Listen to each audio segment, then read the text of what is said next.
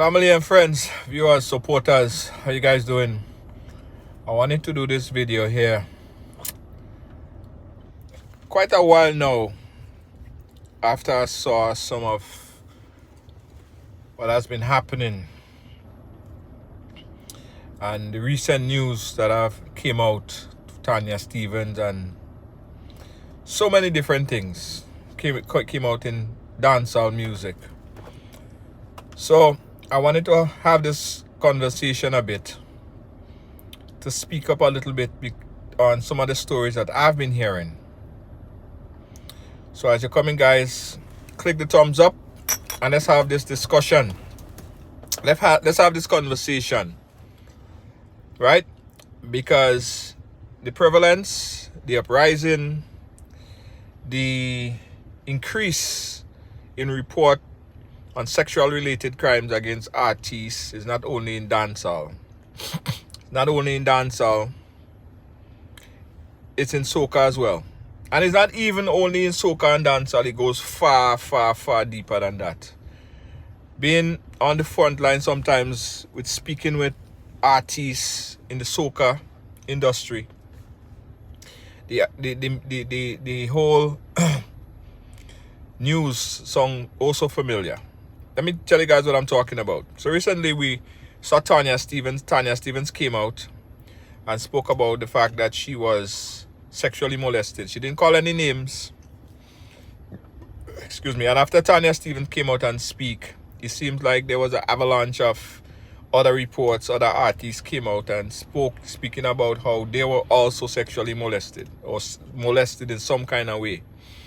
Because the claim is that a lot of men who are influential, men who are in the business, who have studios and who have control of, they might think, of the platforms to getting artists to the next level, take advantage of the responsibility, take advantage of whatever they have. And so the artists, the women, succumb to that, and we see what happens. So let me give you guys a little quick insight from what I've been hearing from my end, right? From my end. A lot of female artists came up to me and said, what Tanya Stevens did is so powerful, because I think that now we give them, even in the SOCA industry, an opportunity to come out and speak, right? And very soon you're gonna see more SOCA artists and younger artists coming out and speaking on the fact that they were also sexually molested, they were also sexually abused, and why some of them decide not even to go back into the industry because of what transpired and what is transpiring in the industry right now. So expect to see, from what I'm hearing on the folks in the SOCA industry, expect to see a whole lot more artists coming out and speaking up. Expect to see a lot more people coming out and telling their truth, telling their story. One of the major drawbacks that held back a lot of those artists from speaking is the double victimization. Oftentimes they're scared to come and speak because whenever they come and speak, they get victimized, they call liar, and sometimes their career ends, right? Because the person involved has so many different links and connection, it ultimately ends an artist's career or an aspiring artist's career just because they decide to come out and speak. And as a man, I think that more men need to come out and stand up and speak out against it, because we want to see more female artists. We want to see more performers, female performers. But with that kind of nasty behavior by some men who are influential and in the business, even some artists, it's causing a lot of the female artists to take a U-turn, make a left turn, or just drop out of the industry completely, which is not right. So expect to see a lot more artists taking the route that Tanya Stevens took. Expect to see a lot more SOCA artists and other artists in the industry take the same approach that Tanya Stevens took and come out and speak their truth and come out and talk about what abuse they had to go through. Some of them, as I said, decided that they're not even going to be a part of the industry anymore. Some of them just drop off completely, and they're not even thinking about coming back in.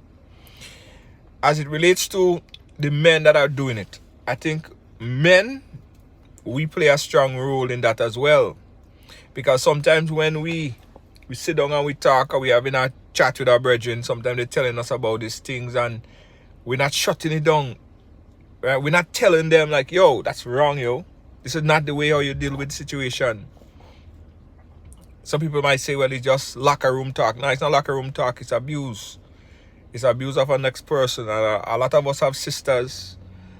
A lot of us have daughters. Right? And we wouldn't like that to happen to them. We won't like something like that to happen to our sister or our daughter whenever or if ever they decide to aspire to be an artist. So, I just did this video to specifically say, guys, expect a lot more artists taking the direction of Tanya Stephens and other artists, what they have taken, and what the other artists are taking to come out and share their story.